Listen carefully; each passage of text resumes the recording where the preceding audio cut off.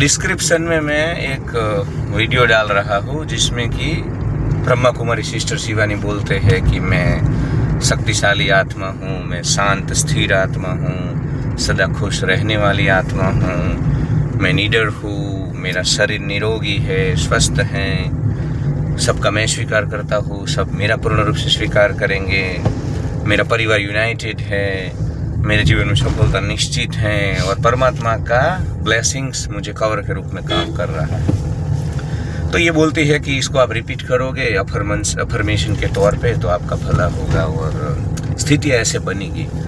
तो इसके ऊपर थोड़ा मुझे बात करनी थी कि ऐसा कुछ भी नहीं होता है। तुम शक्तिशाली आत्मा बोलने से कभी शक्तिशाली नहीं हो जाओगे।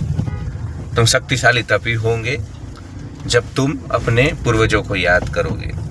तुम पृथ्वीराज चौहान को याद करोगे, तुम महाराणा प्रताप को याद करोगे, तुम शिवाजी महाराज को याद करोगे, तुम दशमेश पिता कलगीधर बादशाह सनातन रक्षक भारत के पिता महान गुरु गोविंद सिंह साहिब को याद करोगे, राम और कृष्ण के पौरुष को याद करोगे, तभी तुम शक्तिशाली बनोगे। ऐसे बोलने से कभी कोई शक्तिशाली होता नहीं है।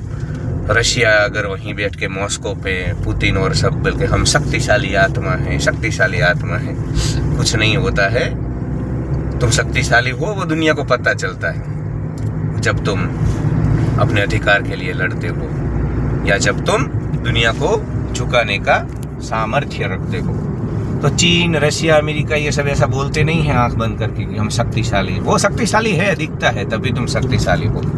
तो व्यक्तिगत जीवन में भी इंसान शक्तिशाली है, पौरुष से, बाहुबल से, वित्त से, सत्ता से, युद्ध की जिजीविषा से, तभी वो शक्तिशाली होता है। बोलने से कोई नहीं होता है दीदी। दूसरा वो बोलते हैं कि मैं शांत और स्थिर आत्मा हूँ। होमो सेपियंस जंगल से निकला हुआ है और जंगल में कभी शांति नहीं होती है, जंगल में हमेशा युद्ध चलता है। तो ये सब अवास्तविक बातें हैं। शांति स्थिरता हमेशा नहीं बनती है क्योंकि आप सब युद्ध भूमि में हो, रण क्षेत्र में हो। संसार एक युद्ध है, जंगल से निकली हुई तुम्हारे जीवन की हकीकत है। तो सदैव शांत और स्थिर रहने का कोई प्रयास न करें क्योंकि सदैव तुम शांत और स्थिर कभी रह ही नहीं सकते हो। तो अशांति बनी रहेगी और उसका हमें स्वीकार करना होगा। वो बोलती है कि आप बोलो मैं सदा खुश हूँ। सदा खुश कोई नहीं रहता है ना। रिश्तों में यहाँ हजारों उलझन है। तुम्हारे पास पैसा है, तुम्हारे पास रिसोर्सेस है, तभी तुम खुश रह पाओगे। तो सदा खुश रहना भी संभव नहीं है। कोई भी अदानी अंबानी जिसको तुम पूरी दुनिया के रिसोर्सेज दे दो, क्योंकि ह्यूमन कॉन्शियसनेस ही ऐसी नहीं है ना। हमारा माइंड ही ऐसा है कि वो कहीं ना कहीं दुख ढूंढेगा। क्योंकि ये जो ब्रेन हमारा डेवलप हुआ है एवोल्यूशन से, तो वो इतना डेवलप हो चुका है, इतना थॉट्स क्रिएट करता है हर रोज के। आज का इंसान 1 लाख से ज़्यादा थॉट कर रहा है।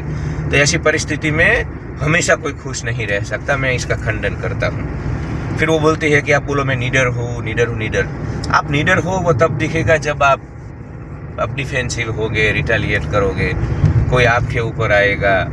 आपके संसार जीवन में, आप जहाँ जॉब करते हो, कहीं पे भी समाज जीवन में आप किसी को अगर बिफिटिंग रिप्लाई दोगे तभी आप निडर हो। बोलने से कोई निडर नहीं होता है। स्टैंड लेना होता है, निर्भय होकर के लेना होता है, अपनी संस्कृति के लिए, अपनी सभ्यता के लिए, अपने समाज जीवन के लिए। जो लोग स्टैंड लेते हैं वही निडर है। बाकी आंखें बंद करने से कोई ऐसे बोलने से निडर होता नहीं है। वो तो जीवन से दिखता है। दूसरा बोल रहे एक शरीर आपका स्वस्थ और निरोगी, ऐसा बोलो तो रहेगा नहीं भाई। 35-40 के हो, भारतीय मूल के हो, आपको कसरत करनी होगी, वरना डायबिटीज घुस जाएगी, ब्लड प्रेशर, रक्तचाप घुस जाएगा, डिप्रेशन, तनाव घुस जाएगा। व्यवस्था ऐसी है। तो स्वस्थ और शरीर बोलने से नहीं, एक्सरसाइज करो, 5-6 किलोमीटर वॉकिंग करो, हर रोज न पसीना आप बहाओ, कैलोरी बर्न करो, तब आप स्वस्थ रहोगे। बोलने से कुछ नहीं होता है।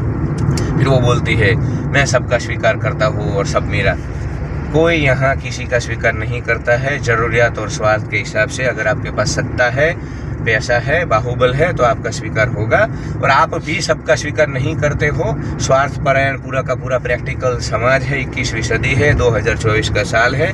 हमको भी जिनकी ज़रूरत होती है उनका हम स्वीकार करते हैं परिस्थितियों के रूप में। स्वार्थ ही चालक बल है इस संसार का। बाहर से भी आपको निस्वार्थ कोई दिखता होगा, भीतर सूक्ष्मता से देखोगे, स्वार्थ ही जीवन को चलाता है। तो सबका स्वीकार न हम कर पाते हैं, न सब हमारा करते हैं। यहाँ क्रिटिसिज्म चलता है। परिवार यूनाइटेड है ऐसा बोलो तो परिवार नहीं है। मैं तो बोलता हूँ परिवार किसी चीज़ों की अभी, क्योंकि देखिए ये जो पारिवारिक चीज़ें थी भारतवर्ष की, वो इसलिए थी कि आपको सपोर्ट सिस्टम मिले।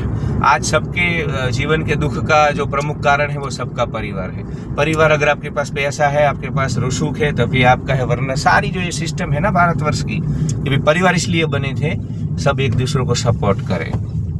ऐसा कुछ नहीं, सुख के सब साथी है, दुख में कोई नहीं है। तो परिवार यूनाइटेड ऐसा बोलने से कुछ नहीं होता है। पैसा है, रसूख है, ओहदा है, तभी सब आपके हैं। फिर वो बोलते हैं कि सफलता निश्चित है, ऐसा बोलो तो सफलता मिल जाएगी। नहीं, कर्म करना होगा, 365 दिन करना होगा, कंसंट्रेशन से करना होगा, एफर्ट डालना होगा, सही दिशा में डालना होगा, तभी सफलता मिलेगी। अंत में वो बोलते हैं कि परमात्मा का एक जो कवच है, वो दुआओं का कवच, उनकी जो ब्रह्मा कुमारी कल्ट है, उसमें जो हमारे शिव बाबा, हमारे लेखराज दादा, what ever all that philosophy, उससे आपका, वो बोलते हैं कि आपका प्रोटेक्शन होगा। आपके हाथ में खुद दंड लेना होगा। वशिष्ठ और विश्वामित्र दोनों का किंगडम था भारतवर्ष में। विश्वामित्र ने खुद बोला था, वशिष्ठ ने खुद बोला था कि भाई मेरा जो किंगडम है इसमें लोग सतोगुणी हैं, पर ऐसा नहीं चल सकता। तो विश्वामित्र वाला जो आर्मी थी, डिफेंस सिस्टम थी, किंगडमशिप थी, वही चलेगा। तो कोई कवच परमात्मा सोमनाथ के मंदिर में भी नहीं आए थे शिव जी। तुम्हारे भीतर जो शिव जी है ना, उसको ही खड्ग और तलवार उठानी होती है। तो ऐसे हम हमारी सभ्यता की और संस्कृति की और व्यक्तिगत जीवन की रक्षा कर सकते हैं। कोई परमात्मा नहीं आता है। सभी चीज़ों का खंडन करता हूँ। इस तत्वज्ञान से, फिलोसॉफी से बिल्कुल कोई फायदा नहीं है।